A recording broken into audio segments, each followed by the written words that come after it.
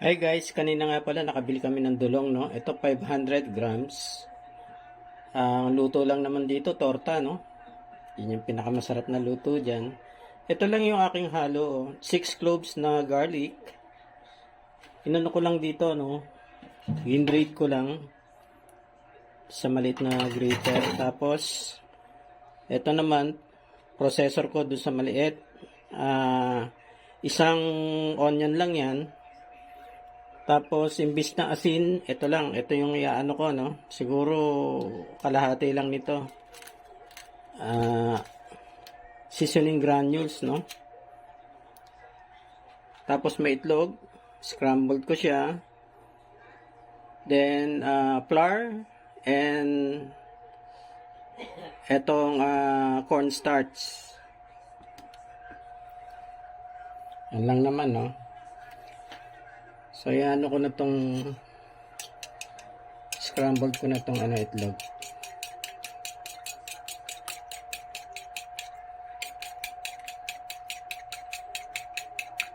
Maalat na kasi yan dulong, no? Kaya hindi ko nalalagyan ng asin. Ito naman dulong, hinugasan ko lang sa strainer, no? Inanlawang ko lang ng konti. So, sibuyas. Tsaka garlic.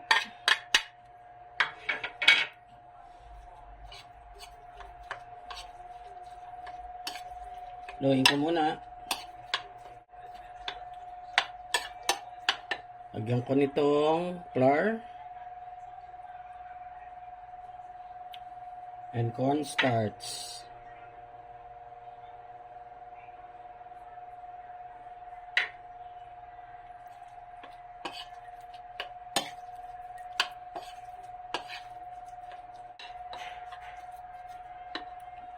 Egg,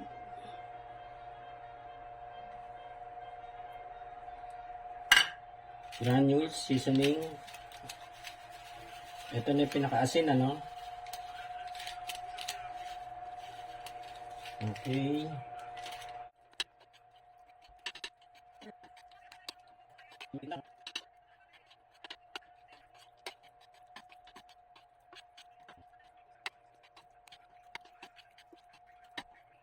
Garlic powder, mga 1 teaspoon lang. Yan. Tapos konting paminta. Okay. Halo ulit.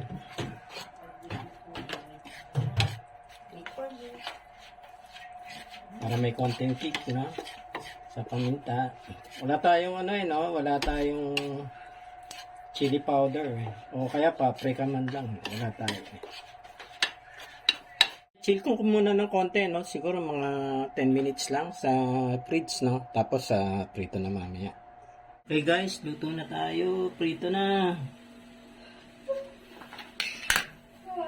Top rates.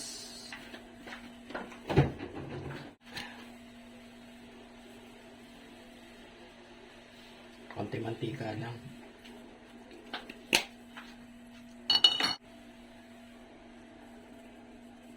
Lamig pa.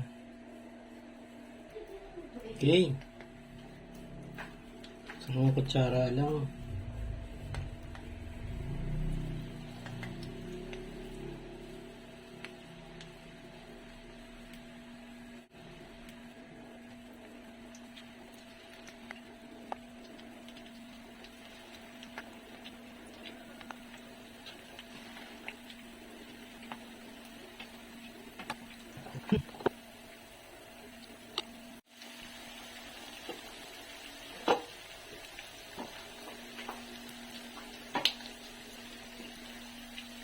Balik-tarin ko lang, no?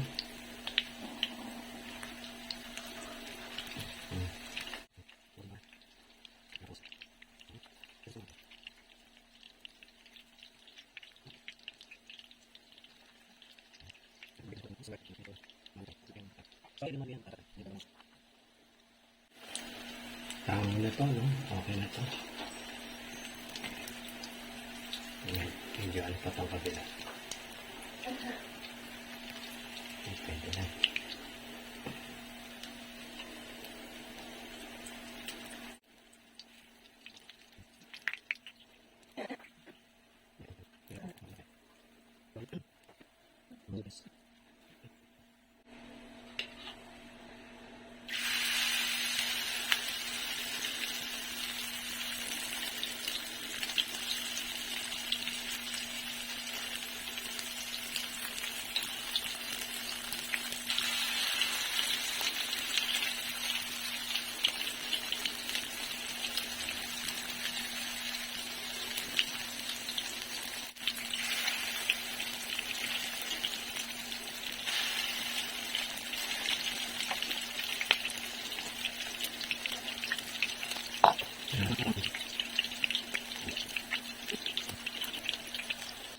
Ah, mapapansin nyo na may gilid-gilid, no?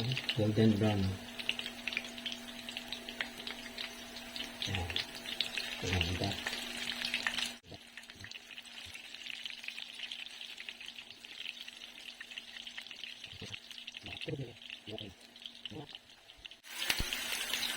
Sabay tayo ulit, no?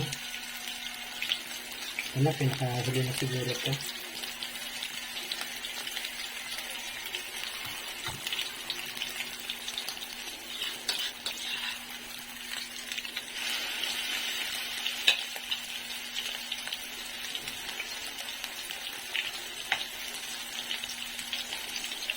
Mamaya, ano bang, sausawan lang nito, ano, suka at saka bawang. Ano, sausawan niya.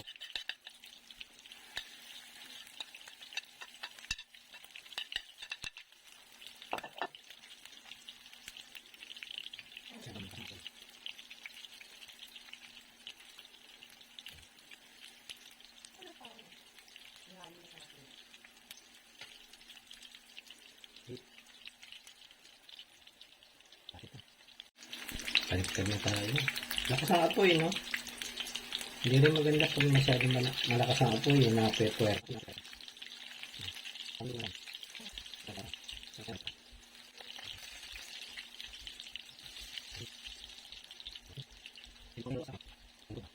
Yun na.